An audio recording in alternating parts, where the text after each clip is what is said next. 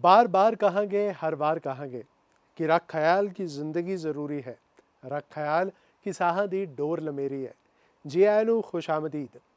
ਤੁਸੀਂ ਤੇ ਤੁਹਾਡਾ ਪਰਿਵਾਰ ਹਰਦਮ ਰਹੇ ਸਿਹਤਯਾਬ। ਇਸੇ ਦੁਆ ਦੇ ਨਾਲ ਲੈ ਹਾਜ਼ਰ ਹਾਂ ਮੈਂ ਪੀਟੀਸੀ ਨਿਊਜ਼ ਦਾ ਇਹ ਖਾਸ ਉਪਰਾਲਾ ਡਾਕਟਰ ਸਪੀਕ, ਜਿਸ ਵਿੱਚ ਵੱਖ-ਵੱਖ ਬਿਮਾਰੀਆਂ ਬਾਰੇ ਅਸੀਂ ਕਰਦੇ ਹਾਂ ਚਰਚਾ ਵੱਖ-ਵੱਖ ਡਾਕਟਰਸ ਦੇ ਨਾਲ। ਤੇ ਅੱਜ ਗਠੀਏ ਸੰਬੰਧਿਤ ਬਿਮਾਰੀਆਂ ਬਾਰੇ ਕਰਾਂਗੇ ਅਸੀਂ ਚਰਚਾ। ਸਾਡੇ ਨਾਲ ਸੁਹਾਨਾ ਹਸਪੀਟਲ ਮੋਹਾਲੀ ਤੋਂ ਨੇ एक्सपर्ट डॉक्टर रेमेटोलॉजिस्ट डॉक्टर बोनी अबूजाम। मैम जी आए नो, बहुत बहुत स्वागत है तुहाडा। थैंक यू एंड पीटीसी के सभी व्यूअर्स को मेरा हार्दिक अभिनंदन। डॉक्टर बोनी, पहले तो तुहाडे तो यही जानना चाहांगा कि यह जी टर्म है रेमेटोलॉजी, यह की है ते इस दे अधीन किहड़े-किहड़े मरीज़ां दा इलाज हुंदा है? बहुत अच्छा सवाल है ओपनिंग क्वेश्चन के लिए। रोमेटोलॉजी मेडिसिन का वो ब्रांच है जो मुख्यतः 3 बीमारियों से डील करता है, जिनमें कि है number 1 arthritis, auto immune disease और सॉफ्ट टिश्यू रोमेटिज़म। अब ये 3 बीमारियां क्या है उसके बारे में मैं आपको विस्तार से बताऊंगी। आर्थराइटिस आप सभी जानते हैं, आर्थराइटिस का मतलब होता है गठिया। गठिया यानी कि आपके जोड़ों में दर्द, सूजन और इन्फ्लेमेशन, जिसको कि हम लालीपन भी कहते हैं। ये कई प्रकार के होते हैं। और दूसरी मोर इम्पॉर्टेंट प्रमुखता बीमारी होती है ऑटो इम्यून डिजीज़, जिसको कि हम आम भाषा में स्वप्रतिरक्षित रोग भी कहते हैं। इसमें क्या होता है कि आपकी जो इम्यून सिस्टम है, जिसको कि हम कहते हैं कि आपकी रक्षा प्रणाली, आपके जोड़ों की जो लाइनिंग होती है, जो एक प्रकार की झिल्ली होती है जिसको कि हम कहते हैं साइनोवियम, वो नष्ट करते हैं और उसकी वजह से कई प्रकार के ऑटो इम्यून डिजीज़ या स्वप्रतिरक्षित रोग बन जाते हैं। और तीसरा है सॉफ्ट टिश्यू रोमेटिज़म, माने कि आपके जोड़ों के अलावा जो भी आपके शरीर के अंग है, जैसे कि आपके मांसपेशियाँ, टेंडन्स, लिगामेंट्स का क्रॉनिक पेन, जिसका कि मोस्ट कॉमन एग्जांपल होता है फाइब्रोमायल्जिया, या आप सुन लें टेनिस एल्बो, या आपने सुना होगा कि मोंडो में जब क्रॉनिक पेन होता है, जिसको कि हम कहते हैं ज़्यादातर बुढ़ापे में होता है, जिसको कि हम कहते हैं रोटेटर कफ टेंडिनोपैथी, या फ्रोज़न शोल्डर के बारे में आपने सुना होगा, या हील पेन जिसको कि हम कहते हैं प्लांटर फेशियाइटिस। तो ये सब प्रकार की बीमारियां होती है जो रूमेटोलॉजी और रूमेटोलॉजिस्ट देखते हैं। मैं ये कहना चाहूँगी कि ये सारी बीमारियां ऑल्दो ये बहुत कॉमन होती हैं, लेकिन पब्लिक में इन सारी बीमारियों के बारे में जागरूकता बहुत कम है। तो अगर इन बीमारियों का सही इलाज किया जाए तो बहुत सारी कॉम्प्लिकेशंस वगैरह ये सब का निदान हो सकता है। मैम, जिवें तुसीं जिक्र कीता आर्थराइटिस दा, गठिया दा, ते गठिया दी जे गल करिए किन्नियां किस्मां दे हुंदे ने? हाँ, बहुत अच्छा सवाल है, ये नेक्स्ट क्वेश्चन होना ही था। आर्थराइटिस बहुत किस्म के होते हैं। अगर मैं आपको लमसम अगर आपको एक आंकड़ा दूँ तो ये 100 से भी प्रकार के आर्थराइटिस होते हैं। तो ये क्योंकि ये इंटरव्यू शॉर्ट है तो आपको मैं सबसे कॉमन 3 आर्थराइटिस के बारे में बताऊंगी।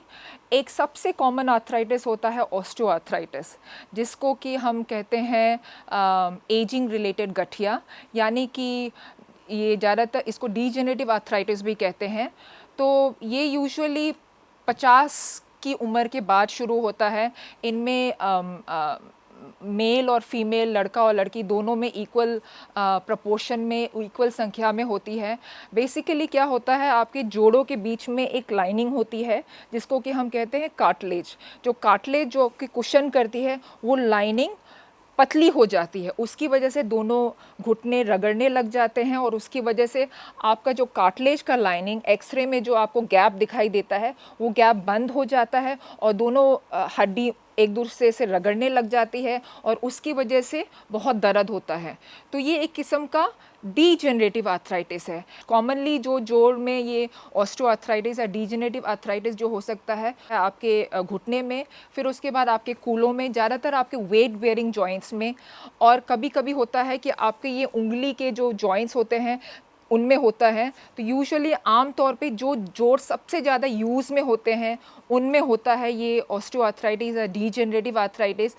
उंगली में होने का कारण ये होता है कि जो लोग बहुत ज़्यादा उंगली से काम करते हैं, जैसे बहुत टाइपिंग करते हैं, बहुत राइटिंग करते हैं, इन लोगों में ज़्यादा होता है।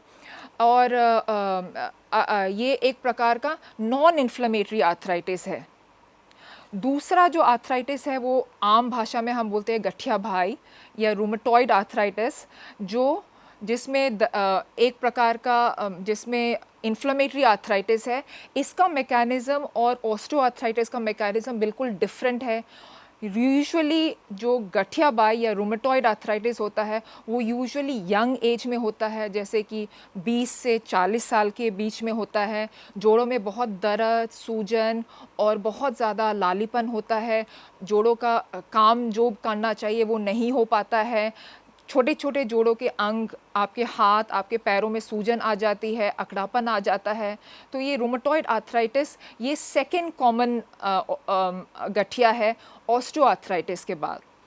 तीसरा कॉमन आर्थराइटिस होता है, इसको बोलते हैं यूरिक एसिड आर्थराइटिस।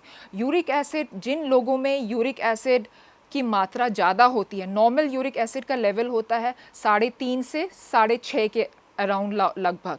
तो ये जब आपके खून में जब यूरिक एसिड का लेवल बढ़ जाता है तो ये जो यूरिक एसिड हैं आपके जोड़ों में जाकर बहुत ज़्यादा इन्फ्लेमेशन करते हैं।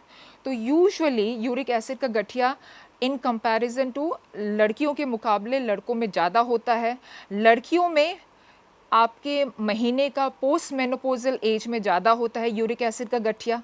सो समटाइम्स यूरिक एसिड का जो गठिया है ज़्यादातर आपके पैरों की जो बड़ी उंगली होती है उसमें बहुत ज़्यादा दर्द और लचीलापन, लालीपन आती है। यूजुअली जब मरीज़ आते हैं तो उनको होता है कि हाँ मैम, रात को मैं बहुत अच्छी तरह सोया, सुबह सुबह उठा तो इतना दर्द था कि ऐसा लग रहा था कि मेरे पैर कट गए। तो ये यूरिक एसिड का आर्थराइटिस हो सकता है। ये भी बहुत कॉमन होता है, तो ये ध्यान रखना है। इसके बाद जो भी गठिया के प्रकार होते हैं जिसको कि हम कहते हैं एंकिलोजिंग स्पॉन्डिलाइटिस या सोरियासिस के साथ रिलेटेड जो भी आर्थराइटिस कहते हैं जिसको कि हम कहते हैं सोरियाटिक आर्थराइटिस। सो अन्य कई प्रकार के आर्थराइटिस है, बट सबसे ज़्यादा कॉमन आर्थराइटिस होता है ऑस्टियोआर्थराइटिस, रूमेटॉइड आर्थराइटिस और यूरिक एसिड का गठिया। ਇਹਦੇ ਮੈਮ ਇਹ ਵੀ ਹੈ ਕਿ ਕਈ ਲੋਕ ਇਹ ਸ਼ਿਕਾਇਤ ਕਰਦੇ ਨੇ ਕਿ ਮੇਰੀ ਪਿੱਠ ਦੇ ਵਿੱਚ ਦਰਦ ਹੋ ਰਿਹਾ ਹੈ, ਕਿ ਉਹ ਵੀ ਅਰਥਰਾਈਟਿਸ ਦਾ ਸਿੰਪਟਮ ਹੋ ਸਕਦਾ? कमर का भी आर्थराइटिस हो सकता है जिसको कि हम आम भाषा में लोग समझते हैं, इसको बोलते हैं ankylosing spondylitis. Ankylosing spondylitis means कमर का गठिया। यूजुअली ये यंग लोगों में होता है, यूजुअली 20 साल के बाद होता है। यूजुअली मेरे पास ऐसे पेशेंट्स आते हैं जिनका 20 साल से बीमारी चली आ रही है, फिर आते हैं कि नहीं हमें डिस्क की प्रॉब्लम हो गई थी मैडम, लेकिन अगर हम इसके हिस्ट्री ले तो वो बताएंगे कि हाँ कमर में बहुत दर्द होता है, बहुत ज़्यादा अकड़ापन होता है, और जैसे जैसे कि सुबह काम करते हैं तो धीरे धीरे करके अकड़ापन कम हो जाता है। अकड़ापन इतना ज़्यादा होता है कमर में कि वो रात को सोने में करवट भी नहीं बदल सकते।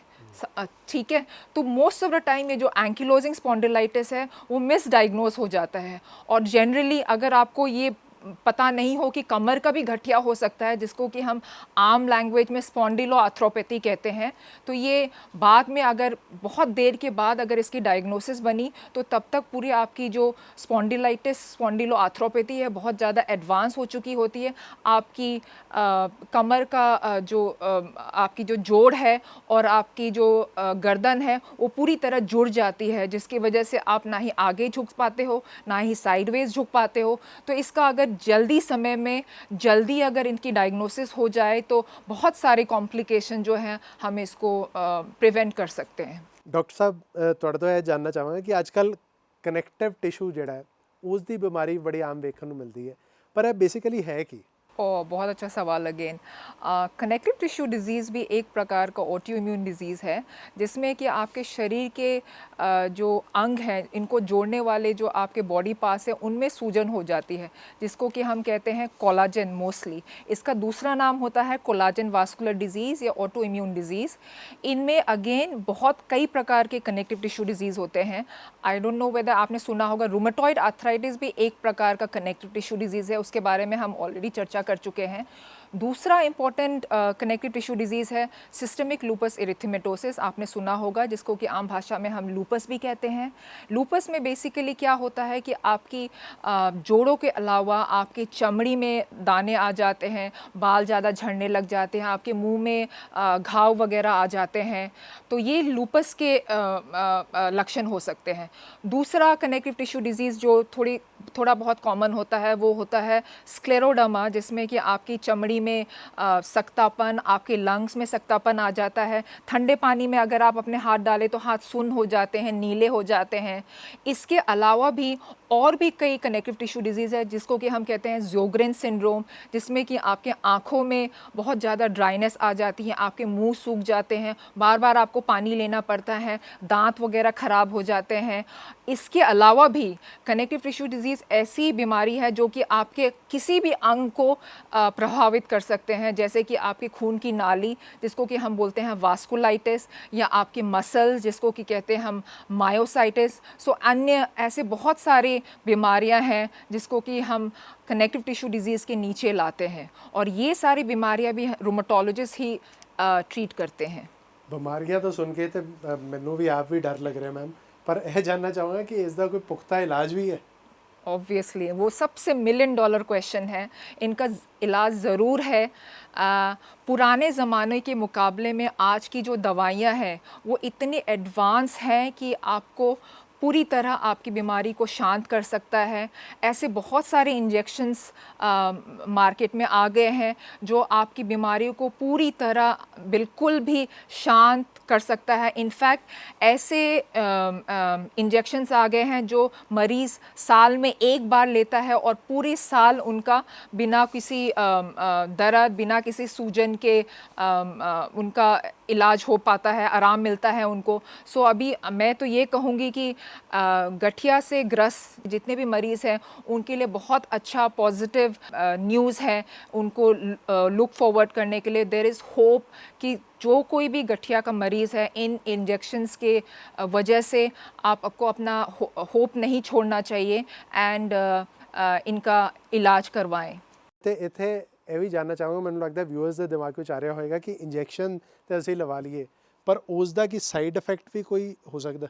अच्छा, ये इंजेक्शन जो मैंने कहा निखिल जी, इन इंजेक्शंस के नाम है जिनको कहते हैं एंटी TNFs, एंटी IL-6, इनको बायोलॉजिक इंजेक्शंस भी कहते हैं।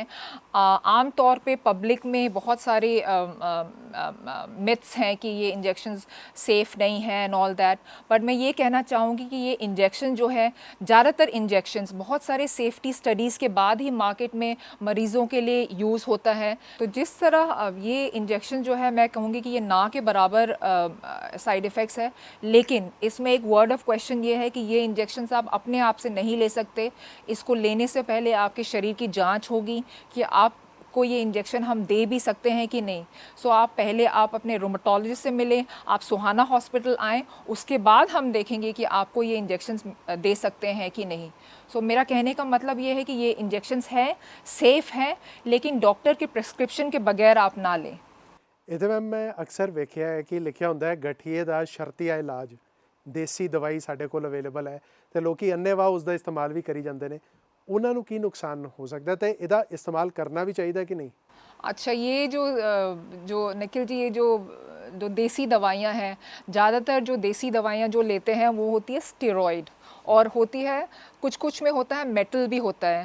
तो स्टेरॉइड जो एक वन ऑफ द स्टेरॉइड गठिया के इलाज में यूज़ होता है, लेकिन वो शॉर्ट टर्म के लिए यूज़ होता है। शॉर्ट टर्म के लिए अगर आप यूज़ करोगे तो इससे आपके सूजन वगैरह, दर्द वगैरह ठीक हो जाते हैं। लेकिन अगर आप लंबे समय के लिए अगर आप इन देसी दवाइयों को आप अगर यूज़ करेंगे तो इसके साइड इफ़ेक्ट्स इनके जो पॉजिटिव इफ़ेक्ट्स के मुकाबले में बहुत ज़्यादा होंगे, और आपके अंदरूनी जो आपके जो अंग हैं, जैसे आपको डायबिटीज़ करा सकता है, आपकी ब्लड प्रेशर बढ़ा सकती है, आपकी जो चमड़ी वगैरह जो है वो बहुत पतली हो जाती है, आपके आँखों में मोतियाबिंद वगैरह हो सकता है। तो ये जो स्टेरॉइड है इसको लंबे समय के लिए नहीं लेना चाहिए। हम रूमेटोलॉजिस्ट स्टेरॉइड यूज़ करते हैं, लेकिन वो बहुत शॉर्ट टर्म के लिए आपके इन्फ्लेमेशन को, आपके जो सूजन है उसको कंट्रोल करने के लिए यूज़ करते हैं। उसके बाद स्टेरॉइड के बाद एक डेफिनेट गठिया वाले जो दवाइयाँ हैं वो लेना ज़रूरी है।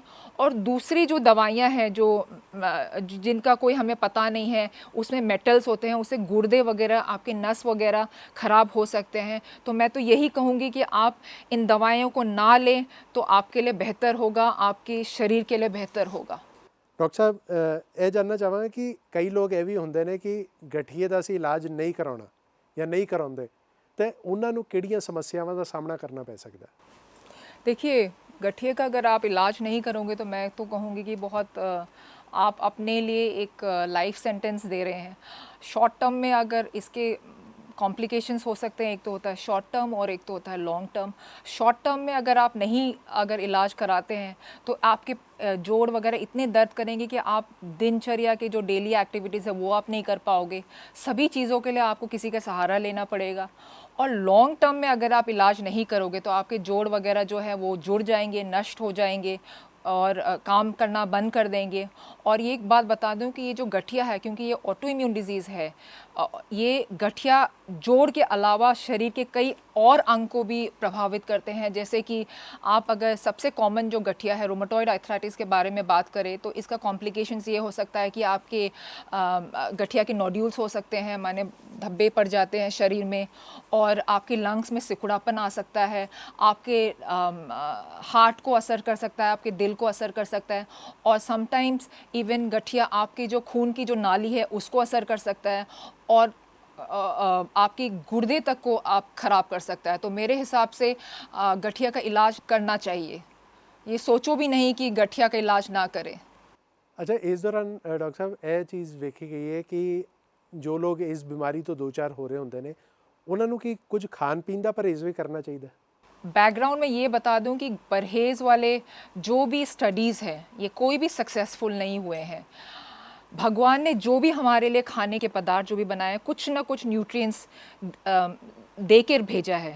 तो जो भी आप अगर परहेज़ करते हैं तो इनफैक्ट परहेज़ की वजह से आपको जो न्यूट्रिएंट डेफिशिएंसी होगी उसकी वजह से आपका जो है आप अपने शरीर को और ज़्यादा नुकसान करेंगे और आपकी दवाई भी आपको नहीं लगेगी। तो मेरा ये मानना है कि आपको जो भी भगवान ने नशे की चीज़ों के अलावा आप सभी चीज़ें खाएं, सही मात्रा में सही टाइम पे खाएं और अपने शरीर को अच्छे अच्छे न्यूट्रिएंट्स से वंचित ना करें।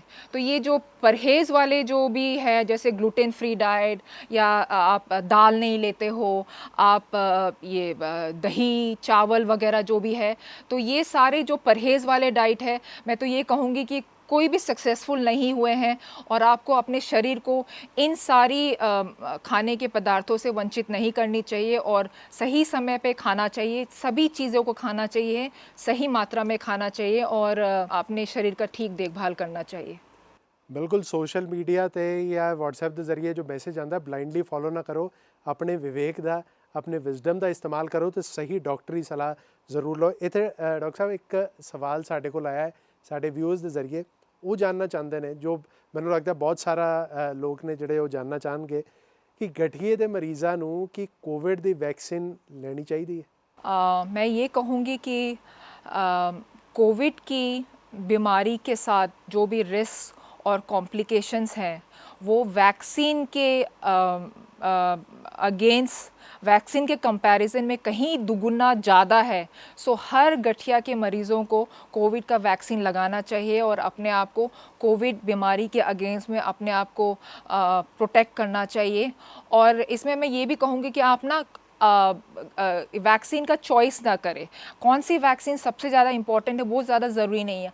आपको जो वैक्सीन सबसे कम समय में रेडिली अवेलेबल होता है वो आप वैक्सीन ज़रूर लगाइए और अपने आप को कोविड की बीमारी से प्रोटेक्ट करें। बिल्कुल मैम, जान तो पहले चाहेंगे कि कुछ खास टिप्स जो तुसी साडे व्यूअर्स नूं देना चाहो ताकि वो गठिए की इस बीमारी तो हमेशा दूर ही रहे।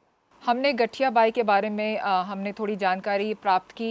तो अगर आपको या आपके चाहने वाले किसी को भी गठिया बाई या रूमेटोलॉजिकल जो भी हमने बीमारियों के बारे में हमने चर्चा की अगर है तो आप सोहाना हॉस्पिटल आइए, आप हमसे इलाज करवाइए और अपने आप को ठीक कीजिए, अपने चाहने वाले को ठीक कीजिए और कोविड का वैक्सीन लगाइए और कोविड सेफ्टी मेजर्स कीजिए और अपने बीमारी का आप क्या कहते हैं एक अच्छा हैप्पी लाइफ अपने लिए और अपने चाहने वालों के लिए इंश्योर कीजिए।